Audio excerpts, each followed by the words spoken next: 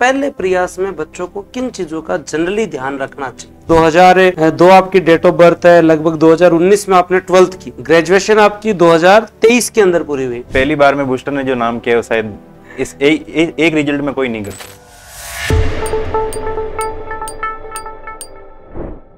नमस्कार, राम राम, स्वागत है आपका बूस्टर एकेडमी में। एक बार फिर हम जो दीपावली के बाद मिल रहे हैं।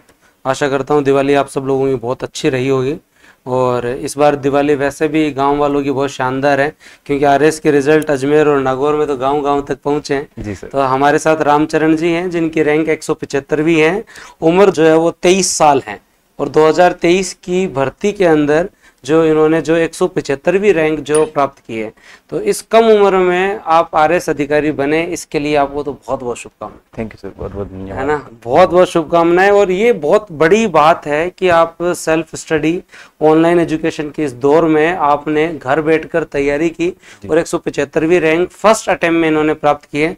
बूस्टर एकेडमी की शुभकामनाएं हैं कि आप आईएएस तक जाएं और यूपीएससी की इस बार तैयारी करें। जी सर, बहुत बहुत धन्यवाद। तो पहले तो आपको बहुत बहुत शुभकामनाएं। कैसा लगा रिजल्ट देख के?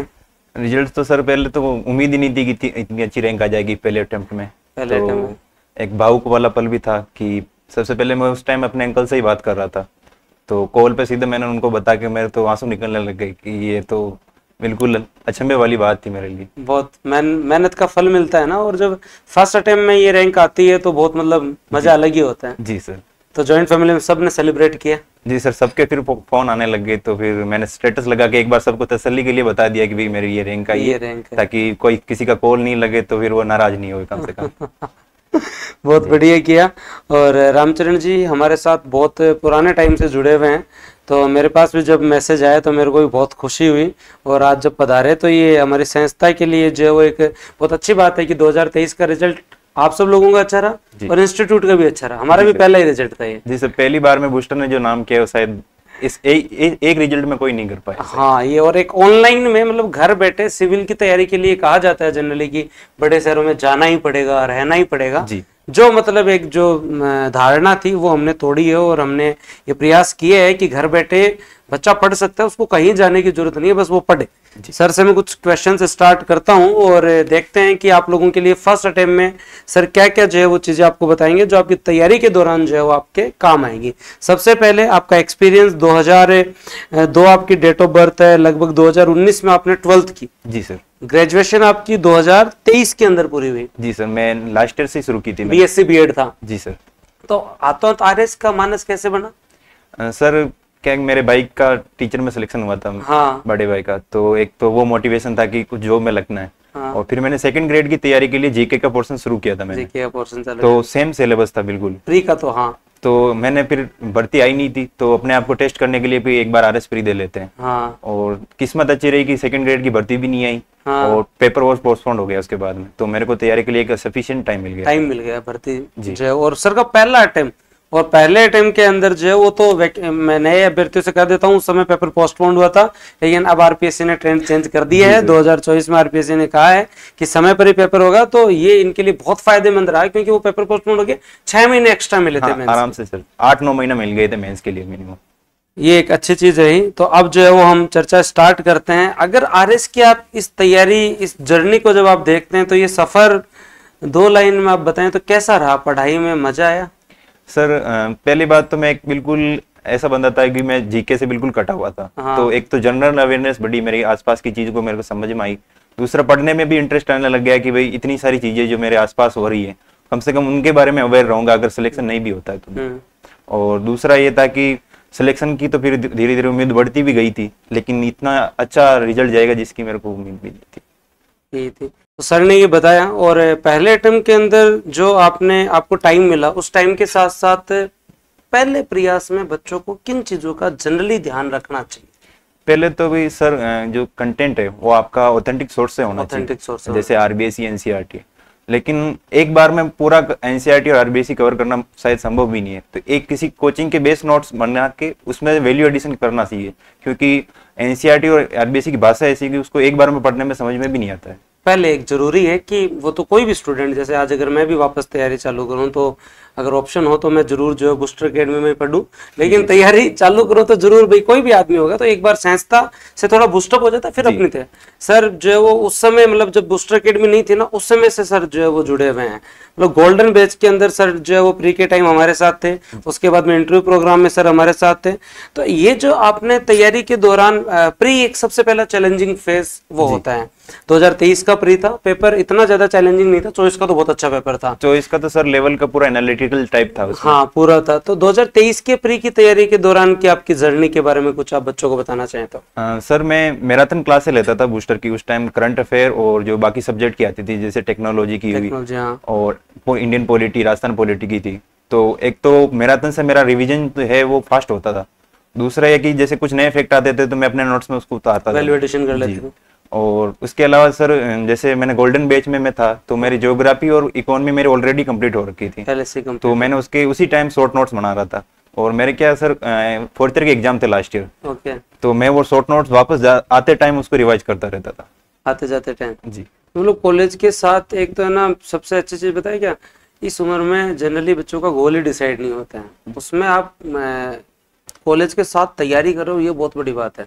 और अब पूरा जीवन पड़ा है आपके अपने शौक के लिए, घूमने फिरने के लिए, आप कुछ भी करो भले, लेकिन ये जो 3-4 साल है ना ये बहुत इंपॉर्टेंट होते हैं। माता पिता जब आपको पूरा का पूरा प्लेटफॉर्म दे रहे हैं, आपको हर चीज उपलब्ध करवा रहे हैं, तो इसका यूटिलाइज लेना चाहिए। और रामचरण जी से हम लोगों को ये सीखना चाहिए। जनरली मैं भी इस चीज के लिए आपसे अगर मेरे जीवन में जाके कुछ सुधारना चाहूँ, अगर वापस पीछे जाके, तो ये सुधारना चाहूंगा कि कॉलेज के टाइम को मैंने यूटिलाइज नहीं किया, जिससे समय लगा।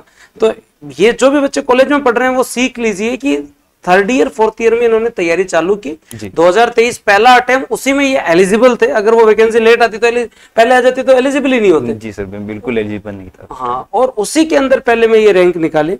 अब एक अगला क्वेश्चन मेरा आपसे ये है खास करके कि तैयारी की अगर हम लोग बात करें तो उस समय किन किन कठिनाइयों का सामना किया आपने? कुछ चैलेंजेस तो आते ही। जी सर, चैलेंज के रूप में एक तो वो कि आपकी कंपनी अच्छी होनी चाहिए, संगत। मेरे प्री के टाइम तो मैं अकेले तैयारी कर रहा था। हाँ। उस टाइम तो कोई गाइड करने वाला था नहीं, सर आपकी क्लासेस थी उसी के हिसाब से मैं पढ़ता था। मेंस के टाइम में हम 3-4 जनों का अच्छा ग्रुप था, तो हम क्वेश्चन भी डिस्कस करते थे। टेस्ट अगर देते हैं तो उसका हम उसी दिन चेक कर लेते थे कि पेपर कैसा गया है, अगले वाले में क्या सुधार करना है, और ये क्वेश्चन पूछा है तो क्यों पूछा है, इसके आंसर अगर हम नहीं लिख पा रहे हैं तो कहाँ से ढूंढ के लिखने हैं। और इसके अलावा जैसे सर जब भी लो फेज होता था तो मेरे जो दोस्त थे वो मेरे को हमेशा मोटिवेट करते थे। और दूसरा ये कि सर एक दूसरे की तैयारी में हेल्प हो जाती, किसी ने अच्छे सोर्स से पढ़ लिया है तो वो हमें बता देता था, और मैं अच्छे से पढ़ता हूँ तो मैं दूसरे दोस्तों को बता देता हूँ, तो रिवीजन भी होता है प्लस में हेल्प भी हो जाती है। संगत अच्छी रखो जी, अच्छी संगत का लाभ बहुत अच्छा होता है ये हर व्यक्ति के। मैं तो खुद मैं तो बार बार बच्चों को बताता हूँ, पहली बार जब मेरा प्री क्लियर हुआ था तो मेरे साथ मेरा दोस्त था जीतू, उसका प्री क्लियर नहीं हुआ था लेकिन उसका पब्लिकेट अच्छा था जी। तो मैंने मेंस का पब्लिकेट पूरा उससे पढ़ा। मैं यार तू पढ़ा दे मेरे को एक बार, इतना टाइम ही नहीं है, पेपर 3-4 महीने बाद में कहाँ कोचिंग में कहाँ पढ़ेंगे क्या है, तो उसने मेरे को पढ़ाया, मेरे लिए वो लाभदायक रहा। जैसे मेरे सर एक विश्वराज जी मेरे एक भाई दोस्त हैं, तो उनका पेपर 4 बहुत अच्छा है, तो मैंने उनसे काफी हेल्प लिखी कि कैसे अपने ऐसे लिखना है, कैसे पल्लवन लिखना है। तो मेरे को पेपर 4 में मेरा थोड़ा बहुत पीछे था, मैं वो तो बराबर लेवल में आ गया मैं उसके बाद। और अब तो गांव-गांव में तैयारी कर रहे हैं, तो आप नियर बाई मेंस के टाइम, या तो अगर आप जयपुर हो तो ठीक है, नहीं भी हो तो आपके आसपास मेंस के लोग मिल जाते हैं।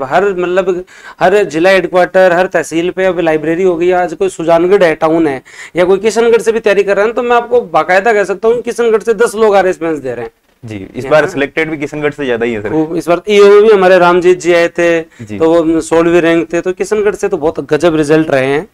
तो यही चीज है। और आप खुद जो है वो अपनी तैयारी के अंदर एक ग्रुप अच्छा रखते हैं तो उसका एक जो है वो अलग ही लाभ होता है। एक अगर हम लोग बात करें, कौन से ऐसे विषय थे जो आपको थोड़े से चुनौतीपूर्ण लगे, जिन पर आपने ज्यादा फोकस किया? क्योंकि जो टफ है ना उसको एज ए चैलेंज लो। जैसे सर टेक्नोलॉजी वाला और एक इकोनॉमी वाला। मेरे साइंस बैकग्राउंड है, लेकिन टेक्नोलॉजी में कुछ क्वेश्चन ऐसे आते हैं कि पता ही नहीं चलता कि आया कहाँ से, और इसका रीजन भी पता नहीं चलता है। और एक था मेरे, जैसे मैंने बताया कि हाँ इकोनॉमी सर, तो इकोनॉमी में सर क्या है कि सर्वे उस टाइम प्रचलित नहीं था इंडियन इकोनॉमी का, तो मैंने ऑथेंटिक जो सर्वे आता है उसी से देखा था। और कुछ इंस्टीट्यूट वगैरह जो यूपीएससी लेवल की या RS में अगर कुछ मिल भी रहा है दूसरे प्लेटफॉर्म से, मैं उनको बस समाहित करके लिखता था कि अपने नोट्स बना लेता था, उनसे सभी जगहों से अच्छी अच्छी चीज ले लो और फिर अपने शॉर्ट नोट से उनका रिवाइज करता था। तो गुलदस्ता तभी अच्छा बनता है जब चारों तरफ से फूल अच्छे अच्छे लेके बनाते तो अच्छा बनता है। तो यही तो एक स्टूडेंट की यही खूबी होती है कि वो, जैसे हमने भारत का संविधान हमारे संविधान निर्माताओं ने बनाया, तो क्या हमने कॉपी पेस्ट थोड़ी किया, नहीं। हमने सब चीजें अपने अनुसार अपनी परिस्थितियों के अनुसार उनको जो लिया और मतलब दुनिया का सबसे खूबसूरत हमने संविधान बनाया। वैसे ही एक स्टूडेंट जो सेल्फ स्टडी करता है वो मल्टीपल रिसोर्सेज से पढ़े, एक रिसोर्स बेसिक होना चाहिए और सारी चीजें वैल्यू एडिशन करता रहे तो उसके लिए जो वो लाभदायक रहता है। जैसे सर मैंने हिस्ट्री में पहले तो मैंने बेसिक नोट्स पढ़े थे, फिर मेरे को लगा कि कुछ टॉपिक जैसे मैंने जिस जगह से पढ़े हैं तो वो पूरे नहीं हो रहे। जैसे भूमि सुधार वाले जो टॉपिक थे और भू राजस्व वाले टॉपिक है इंडियन हिस्ट्री के अंदर, तो वो मैंने बूस्टर से पढ़े थे, क्योंकि वो एकदम ऐसा ऐसे तरीके से लिखा हुआ था कि जो मैं सीधा मेंस में लिख भी आऊं ना तो मेरे नंबर नहीं कटेंगे। तो एक तो वो वाली हेल्प हो गई। जैसे और उसके अलावा मैनेजमेंट और सोशियोलॉजी है, तो वो भी मैंने बूस्टर से कुछ टॉपिक उसमें से निकाले थे। तो वो तो एक मतलब अच्छी चीज है। हम भी हमारे टाइम यही करते थे, मतलब जहाँ जो बेहतर चल रहा है, जो ट्रेंडिंग में हो, वहां की अच्छी अच्छी चीज देखो और बढ़िया अपना कवर करो। हमें अपना रिजल्ट लेना है ना, केवल एक ही जगह थोड़ी रहना है, हमें अपना रिजल्ट लेना और बढ़िया तरीके से अपन लोगों को जो पढ़ना चाहिए। उसके अलावा इस पूरी यात्रा के अंदर आपने जो है वो खुद को, मतलब वैसे तो इतना टाइम नहीं मिला, पोस्टपोन्ड हुआ एग्जाम, आप पढ़ते रहे, लेकिन कभी ऐसे लगा कि यार पहली बार में होगा नहीं होगा क्या है? ये तो सर मेरे को बहुत ज्यादा कंफ्यूजन रहता था। तो मैं क्या घर वालों से बात कर लेता था। इसके अलावा सर मेरे क्या, जब भी मैं परेशान हो जाता था पढ़ाई से तो मैं फनी वीडियो देख लेता था ताकि थोड़ा माइंड चिल रहे और स्ट्रेस कम हो जाए। और इसके अलावा तो सर मैंने जैसे बताया दोस्त मेरे अच्छे थे ही, तो मेरे को इससे ज्यादा लोड भी नहीं पड़ा मेरे को। क्या बात है। तो थोड़ा थोड़ा सोशल मीडिया का यूटिलाइज ठीक कर लेना चाहिए। दिन में आप अगर 15-20 मिनट आधा घंटा देखो तो कोई दिक्कत नहीं है, और ऐसे पूरे दिन भी आदमी नहीं पढ़ सकता है। पढ़ाई की भी अपनी एक जो फाउंडेशंस होते हैं, आप मिशन मोड में रहिए, एनी टाइम पढ़ाई की बात कीजिए, पढ़ाई के बारे में जो कंटिन्यू, पर खुद अपने शौक के लिए आप टाइम निकाल सकते हो और वो निकालना चाहिए आप लोगों को।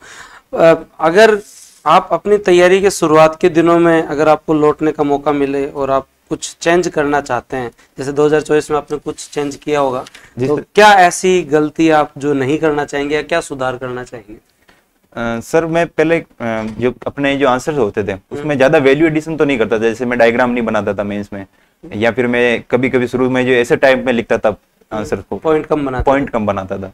तो जब मैंने लास्ट में तो पॉइंट बनने शुरू हो गए, लेकिन वो इतनी अच्छी क्वालिटी से नहीं बने मेरे। आंसर राइटिंग में ध्यान देना चाहोगे अगर आप चाहो? हाँ, और 24 वाले में फिर मैंने जैसे ही मेंस खत्म हुआ पहले तो मैंने सोर्स ढूंढे कि कहाँ से आया है, और फिर उसके बाद में मैं आंसर राइटिंग करता था थोड़ा बहुत, उसमें सुधार होता गया लंबे टाइम में। इस बार अच्छा रिजल्ट रहेगा रामचरण जी का, और यही चीज़ है, मैं जिनसे भी पूछता हूँ, अगर मेरे को भी मेरे तैयारी के दौरान आप बोलोगे कि पीछे जाके क्या सुधारोगे, तो आंसर राइटिंग जी, क्योंकि हम फर्स्ट टाइम में ध्यान नहीं देते। फर्स्ट टाइम में पूरा फोकस यही रहता है पढ़ लें, कोर्स पूरा हो जाए, सिलेबस पूरा हो जाए, लेकिन बाद में पता चलता है पढ़ने के बाद में कि इंपॉर्टेंट तो आंसर राइटिंग है जी, और वो हम डे 1 से कर नहीं रहे होते हैं। तो जब भी सेकंड अटेम्प्ट जब आदमी देता है तो वो पूरा फोकस ही आंसर राइटिंग में कर देता है, यार लिखना ही सब कुछ जी। तो ये जो अच्छी बात है कि जो भी अभ्यर्थी जो नए हैं, जो तैयारी चालू कर रहे हैं, उनसे मेरा निवेदन है कि आप टाइम से जो अपने आंसर राइटिंग को सुधारें। उत्तर लेखन की कला जो है वो केवल और केवल अर्जित की जा सकती है, वो कोई जो जन्मजात नहीं होती है जी सर।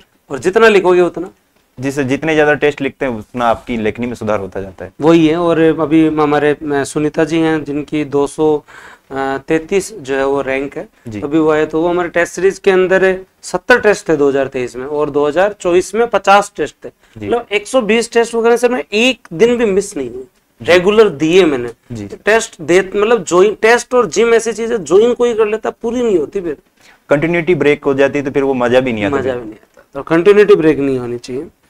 आप आरएस अधिकारी के रूप में आपको मौका मिलेगा अब, तो समाज में सबसे एक कोई टारगेट तो होगा कि इस पक्ष पे मैं सर काम करना चाहूंगा। सर जैसे ऑनलाइन एजुकेशन वाला जो आपने शुरू किया है, मैं चाहूंगा कि भाई वो प्लेटफॉर्म और ज्यादा बढ़ाओ और कंपटीशन बढ़े और लोगों को क्वालिटी में चीजें मिले, और मैंने जो चीजें पढ़ी है वो मैं लोगों को बताऊं, ऑनलाइन माध्यम से लोगों को बताऊं और वो लोग सीखें और आगे बढ़े, बस मेरा यही उद्देश्य। ये क्या बात है, और हम चाहेंगे कि रामचरण जी आपको इन फ्यूचर बताते रहें, आपका प्लेटफॉर्म आपके पास है, आपको जब समय मिले। सर का यही है कि मैं आने वाले टाइम बच्चों को और मोटिवेट करूं और बताऊं, तो जिस भी माध्यम से, यूट्यूब से, आप टेलीग्राम से, जैसे भी जो है वो सर हमसे जुड़े हुए हैं। आप इसी माध्यम से जो है वो आने वाले टाइम में, और इनको ऐसे बूस्टर भी तो मजबूत होगा जी सर, आप जैसे यंग जो अधिकारी जुड़ेंगे, और अगर महीने में 2 घंटे भी निकाल के अगर बच्चों को मोटिवेट करेंगे तो ये बच्चों के लिए लाभदायक रहेगा। और आज ऑनलाइन से बहुत सुधार हुआ है। जी सर, गुणवत्ता तो मिली है क्योंकि कंपटीशन बढ़ता है कोचिंग में, प्रतिस्पर्धा बढ़ती है तो लोग क्वालिटी जरूर बढ़ाते हैं, क्वालिटी और उसका फायदा स्टूडेंट को जरूर होगा फिर। अब मतलब ये धारणा टूट गई कि आरएस बनना है तो बड़े शहर में आना पड़ेगा, कोई जरूरत नहीं है। जी सर, बिल्कुल। ये एक बहुत अच्छा इम्प्रूवमेंट हुआ है। कोविड ने हमें बहुत सारी चीज़ों से जो परेशान किया, बहुत बड़ी एक जो है वो हमारी इकोनॉमी के ऊपर बहुत बड़ा वार था, हेल्थ सेक्टर, लेकिन कुछ चीज़ें कोविड की वजह से हमने जो है वो सुधार की, चाहे वो इकोनॉमी में डिजिटल इकोनॉमी हो, चाहे ऑनलाइन एजुकेशन हो। आज सोर्सेज इतने हैं कि बच्चे पढ़ रहे हैं और उसका लाभ जो है वो हो ही रहा है एजुकेशन सिस्टम को। अगर हम तैयारी के दौरान बात करें मेंस के बारे में, जनरली अभी बच्चे अगली भर्ती के लिए तैयारी के लिए लग चुके हैं, क्योंकि एक का आपका रिजल्ट आ गया, दूसरे का इंटरव्यू चल रहा है, तो नेक्स्ट वैकेंसी पाइपलाइन में आएगी, चाहे दिसंबर में हो चाहे फरवरी में हो, भर्ती जरूर आएगी। और टाइम आरपीएससी 5 से 6 महीने का इतना ही देती है। मतलब जनरली 3 से 4 महीने प्री में और उतना ही टाइम लगभग मेंस में जी। और भर्ती आने के बाद में तो आदमी कुछ सुधार ज्यादा जो है वो नहीं, मतलब भर्ती आने के बाद अपनी चीजों में सुधार नहीं होता, शांति टाइम में तैयारी होती है। जी सर। नए बच्चों को आप क्या कहना चाहिए? जैसे सर मैंने पहले भी बताया कि मैंने जैसे ही 23 का मेंस खत्म हुआ, 20-21 जुलाई को मेंस खत्म हुआ था, मैं 30 जुलाई से वापस अपने सोर्स ढूंढने लग गया। तो अभी जिन भाइयों का भी रह गया है किसी कारणवश, तो एक तो अपनी कमियां पहले ही ढूंढ लें कि मेरे आंसर राइटिंग अच्छी नहीं थी, या मेरे सोर्सेस अच्छे नहीं थे, या मैंने बाकी चीजों में टाइम ज्यादा खराब किया है। एक तो वो चीजें अभी सुधार की जा सकती है, जैसे मैंने आंसर राइटिंग मैंने सुधारी थी, तो वो आंसर राइटिंग सुधारी जा सकती है। एंड टाइम में ऐसा होता है कि सर मैं ये भी पढ़ लूं, मैं वो भी पढ़ लूं, तो फिर वो चीजें एक साथ कंप्लीट नहीं हो पाए। तो इस समय को जिन लोगों ने इस बार का मेंस दिया नहीं हुआ, उनके लिए अपॉर्चुनिटी है कि भर्ती आने से पहले आंसर राइटिंग पे फोकस करो। जो लोग पहली बार दे रहे हैं उनके लिए अपॉर्चुनिटी है कि जब तक वैकेंसी नहीं है तब तक प्री मेंस में कॉमन सब्जेक्ट है उनको पढ़ लिए जी, ताकि कॉन्फिडेंस रहे। और हिंदी अंग्रेजी को अगर आप प्री के पहले लगभग कवर कर लेते हैं ना, तो एक अच्छा कॉन्फिडेंस रहता है, क्योंकि पूरी एनर्जी हिंदी अंग्रेजी में चली जाती है। पेपर 4 अब ऐसा भी लग रहा है कि डिसाइडिंग पेपर सबसे ज्यादा वही है, 208 के कट ऑफ में, तो फिर वही है जी सर। तो पेपर 4 बहुत अच्छा होना चाहिए, और जीके आपका टाइम से तैयार हो जाए ना तो उसका स्वाद ही अलग है। तो आरएस की अगर तैयारी कर रहे हो तो मेरा तो देखो यही निवेदन है कि आप समय रहते अपनी तैयारी प्रारंभ कर दो। उसका लाभ ये है कि फर्स्ट अटेम्प्ट में ही आपको जो है वो इस चक्रव्यूह से मतलब मुक्ति मिल सकती है, और मिली है। सर जो है वो पहले अटेम्प्ट में 175 रैंक, अब आगे इंप्रूवमेंट होते रहेंगे, लेकिन एक वो जोन मतलब इनकी टाइम से तैयारी की हुई है, तब आज टेंशन से बाहर है जी सर। एक बैकअप है, इंटरव्यू कॉल जी सर। तो ये रामचंद्र जी ने बहुत अच्छी पढ़ाई की। क्या दिनचर्या रहती थी? जैसे सर मैं लाइब्रेरी में रहता था, और मेरा टाइमिंग खाने का जरूर फिक्स था, बाकी चीजों का तो भले ही ना हो, क्योंकि उससे क्या कि अपनी जो लय है वो बनी रहती है, और एक स्ट्रेस नहीं रहता कि मैं कब जाऊंगा कब करूंगा। अपनी टाइम दिनचर्या मेरे जैसे पढ़ाई में सुबह से मैं जाता था 7 बजे से लाइब्रेरी, और 10 बजे तक पढ़ता था, फिर उसके बाद खाना खाने चला जाता था, और दिन में थोड़ा सा रेस्ट लेके वापस पढ़ाई शुरू कर देता था। पर ऐसा है कि सर मेरी पढ़ाई अधिकतर ऑनलाइन ही हुई है, कि मैं मोबाइल से चीजें ढूंढता था, क्लासेस ले लेता था किसी भी जगह से। तो थोड़ा सा मैं मेंस के जैसे एग्जाम पास में आने लगते थे, मैं मोबाइल को बंद जरूर करता था, कि अब इससे क्या होता है कि सर लास्ट टाइम में कुछ नहीं, लास्ट टाइम में सर डिस्टर्बेंस भी बहुत ज्यादा होता है। जैसे इस बार वाले मेंस में हुआ था कि पोस्टपोन वाली चर्चा बहुत शुरू हुई थी, तो उससे मेरी पढ़ाई भी इस बार भी डिस्टर्ब हुई। लेकिन अगर मैं उस चीज से ज्यादा जुड़ा रहता तो हो सकता है 10 दिन ज्यादा खराब होती। फिर वो समय खुद को आपने मैनेजमेंट जरूरी है, और ये हर भर्ती से पहले जनरली चलता है, लेकिन इस बार पोस्टपोन नहीं हुआ, तो आगे भी अभ्यर्थियों को सोचना ही नहीं है, क्योंकि आपको जितना टाइम चाहिए आरपीएससी आपको अभी दे रही है, उस समय हम 5-5 दिन के लिए जो है वो सोचें, और अभी आपके पास टाइम है उसको हम यूटिलाइज ही नहीं ले जी सर। वहाँ एक दिन जो है वो मतलब ऐसा लगता है कि कत्ल की रात है ठीक है, बहुत मेहनत करनी है, बहुत मेहनत करनी है, एक रात इम्पोर्टेंट है, और आज आप लोग जो है वो समय जाया कर रहे हो तो फिर गलत बात है। तो टाइम से अपनी तैयारी चालू करो, अच्छे से पढ़ो। एक तैयारी के अंतिम दिनों में कुछ मानसिक दबाव होता है, प्रेशर होता है, यार क्या करेंगे, होगा नहीं होगा, मतलब रिवीजन नहीं हो रहा हो, या बर्नआउट तो हो ही जाता है जी सर। तो उस समय आप खुद को कैसे? पहले तो सर मैं पहले शॉर्ट नोट्स रखता था, तो एक तो ऐसा था कि जैसे मेरे छोटे सब्जेक्ट हैं, तो मैं उनमें टारगेट रखता था कि एक घंटे में एक छोटा सब्जेक्ट निपटाना। हाँ, लास्ट में हो जाता है, लास्ट में हो जाता है। दूसरा ये कि सर जब पढ़ाई बिल्कुल हो भी नहीं रही है, तो इतना भी लोड नहीं लेना कि फिर उसकी वजह से पढ़ा हुआ भूल जाओ या उसको लिख नहीं पाओ। तो थोड़ा रेस्ट ले लो, आधा घंटा 1 घंटा घर वालों से बात कर लो, थोड़ा घूम लो, वापस आके पढ़ाई में रिफ्रेश होकर पढ़ाई शुरू करो। क्या बात है। आरएस की इस तैयारी में अगर आप बताना चाहें कि एक अभ्यर्थी में 3 क्या गुण होने चाहिए? एक तो सर डेडिकेशन, क्लैरिटी कि मेरे को क्या करना है, क्योंकि जितना ज्यादा आप बाहर जाते हो उतना ज्यादा आपके डिस्टर्बेंस आता है, आसपास की चीजों से आप बहुत ज्यादा प्रभावित होने लग जाते हो। दूसरा ये कि सर संगत, जैसे मैंने बताया, और तीसरी सर अपने परिवार वालों से कनेक्टेड रहना, क्योंकि वहां से पॉजिटिविटी आती है, पॉजिटिविटी बहुत ज्यादा आती है उससे। कि सर ने एकदम सही बात बताई कि समर्पण तो चाहिए लेकिन उसके साथ साथ स्पष्टता भी चाहिए। अब हमें करना है तो फिर करना है, फिर बाद में सारे शौक एक साथ नहीं हो सकते, फिर 2-3 साल 4 साल लगाओ जी लगा के। जीवन में सारी चीजें महत्वपूर्ण है, लेकिन जब पढ़ाई महत्वपूर्ण है तो फिर पढ़ाई महत्वपूर्ण है। उस समय आप बहुत सारे शौक एक साथ जो है वो नहीं कर सकते हो। तो आपको ये जो समय मिला है इसका यूटिलाइज लो। घर वालों से बात करना या ऑनलाइन में घर वालों के साथ रहना एक बहुत अच्छी पॉजिटिविटी है, क्योंकि आप पढ़ रहे हो, घर वालों ने आपके लिए खाना तैयार कर दिया, चाय टाइम पे मिल रही है, सारी चीजें, तो उसका एक अलग ही सुकून है। तो घर बैठे पढ़ने का मजा अलग है। और आप ये गोल डिसाइड कर लो कि यार करना है, करके दिखाना है जी, जवाब देना है रिजल्ट से। मैंने सर तैयारी का बताया भी नहीं था, गांव वालों में किसी को नहीं पता था कि मैं किसकी तैयारी कर रहा हूँ। मैंने बिल्कुल अपने स्तर पे किया है, घर वालों को पता था कि मैं क्या कर रहा हूँ। मैंने सर प्री का जब पेपर पास हुआ था ना, तब मैंने घर वालों को सही ढंग से बताया कि मैं तैयारी किसकी कर रहा हूँ, क्योंकि मैं उनको भी बर्डन में नहीं डालना चाह रहा था कि मैं कर क्या रहा हूँ, बच्चे का होगा कि नहीं होगा। छुप कर तैयारी है।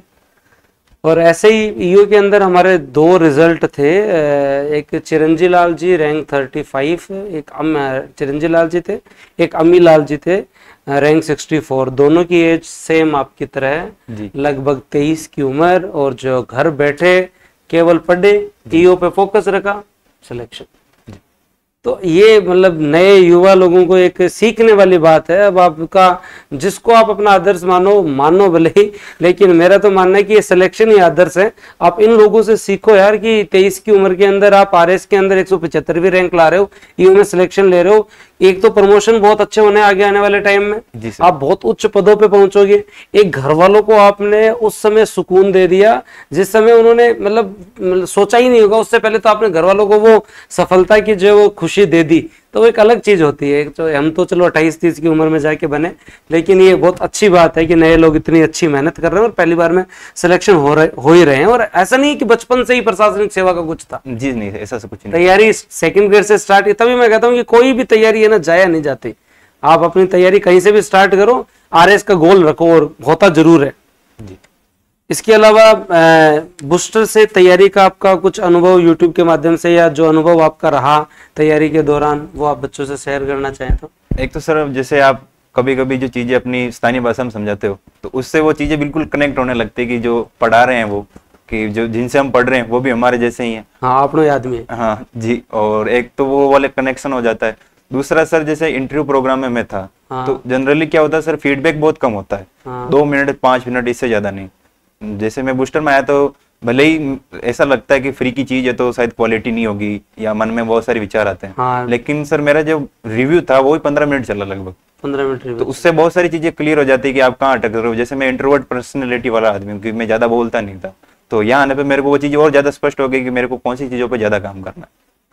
और ये इंटरव्यू प्रोग्राम में स्पेशली तभी तो मैं कहता हूँ गुणवत्ता का मूल्यांकन आप किसी चीज को निशुल्क देख के या कम उसकी फीस देख के ना कीजिए। एक बार आप परखिए, क्लास लीजिए, आप एक बार जुड़िए, तब आपको पता चलेगा कि आज इतने सारे अधिकारी विश्वास कर रहे हैं तो संस्था अपनी तरफ से कुछ एफर्ट कर ही रही है। इंटरव्यू प्रोग्राम में जितने भी लोग हमसे जुड़े बहुत राजीव है। आज भी मतलब पहला इंस्टीट्यूट होगा जो अगर 1 बजे अगर हम लोग मैसेज करें तो 1:10 तक पूरे स्लॉट जो है वो फाइनल हो जाते हैं इंटरव्यू के। और एक दिन पहले कहने पे भी आज भी 40 लोग के आसपास जो इंटरव्यू प्रोग्राम में आए थे। और हम एक साथ सभी को नहीं बुलाते हैं, एक एक को बुलाते हैं ताकि इंटरव्यू में एक एक से बात हो तब उसका सार है, नहीं तो कोई मतलब नहीं है। यही चीज है।